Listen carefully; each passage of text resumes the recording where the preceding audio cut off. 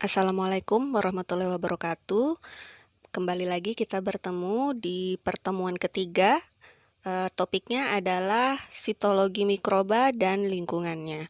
Jadi subtopiknya kita akan membicarakan tentang mikroba sebagai sel, kemudian mikroba dan lingkungannya, keragaman habitat, keragaman metabolisme, dan simbiosis. Tentu masih ingat di mata kuliah biologi sel bahwa sel itu merupakan unit struktural kehidupan yang paling mendasar atau unit fungsional juga ya, karena bisa melakukan metabolisme, bisa melakukan pertumbuhan juga perkembangan. Nah, sel tunggal adalah kesatuan atau entitas yang diisolasi dari entitas lain yang dipisahkan oleh membran. Banyak sel juga memiliki dinding sel di luar membran ya, contohnya sel alga kalau mikroba ya. Kemudian membran juga membuat ruang atau kompartemen sel, mempertahankan proporsi komposisi internalnya dengan baik, mencegah kebocoran, kemudian dinding memberikan kekuatan struktural pada sel prokariotik tersebut.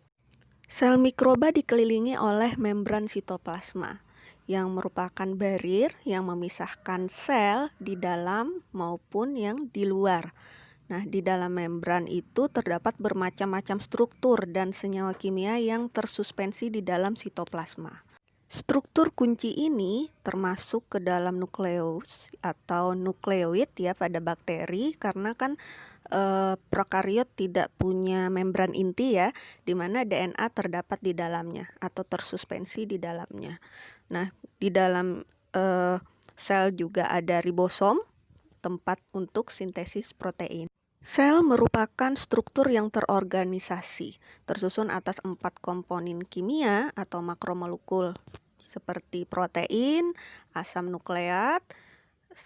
Asam nukleat itu DNA atau RNA ya, kemudian lipid dan polisakarida. Makromolekul ini kenapa disebut makromolekul? Karena molekulnya besar ya. Molekulnya terdiri dari rantai-rantai ya. Kemudian struktur dan susunan makromolekul ini pada sel berbeda-beda. Dapat secara nyata dibedakan antara organisme satu dengan yang lainnya. Sekarang kita akan membicarakan properti dari semua sel, maksudnya karakteristik yang pasti dimiliki oleh semua sel. Yang pertama adalah kompartementalisasi dan metabolisme.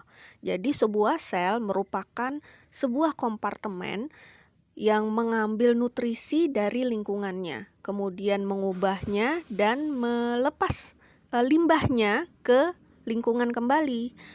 Sel ini merupakan sistem terbuka. Selama mikroba mengambil nutrisi dari lingkungannya dan mengubah nutrisi tersebut menjadi bahan sel baru maupun produk limbah, energi disimpan dalam bentuk yang dapat diambil oleh sel untuk mendukung sintesis struktur kunci, yaitu DNA dan RNA. Nah, produksi struktur baru ini memuncak dalam pembelahan sel, jadi sangat aktif saat sel membelah untuk membentuk dua sel anakan. Kemampuan metabolisme sel dapat berbeda secara signifikan ya, tetapi hasil akhir dari aktivitas metabolisme sel tersebut hasilnya adalah dua sel anakan. Properti sel lainnya di dalam mikrobiologi kita biasanya menggunakan istilah pertumbuhan untuk reproduksi ya. Jadi bukan reproduksi sel, tapi pertumbuhan sel mikroba kalau mikrobiologi. Kalau sel secara umum kita sebutnya reproduksi sel, tapi khusus untuk kajian dalam mikrobiologi kita menyebutnya reproduksi ya, karena ini merujuk pada peningkatan jumlah sel dari pembelahan sel mikroba. Zat-zat kimia yang diambil dari lingkungan kemudian diubah ke dalam sel-sel baru di bawah arahan genetik dari sel-sel sebelumnya. Properti dari semua sel setelah pertumbuhan adalah evolusi. Jadi sel-sel yang mengandung gen dan berevolusi untuk mendisplay atau memperlihatkan properti biologis yang baru. Jadi pohon filogenetik akan menunjukkan hubungan evolusioner di antara sel-sel.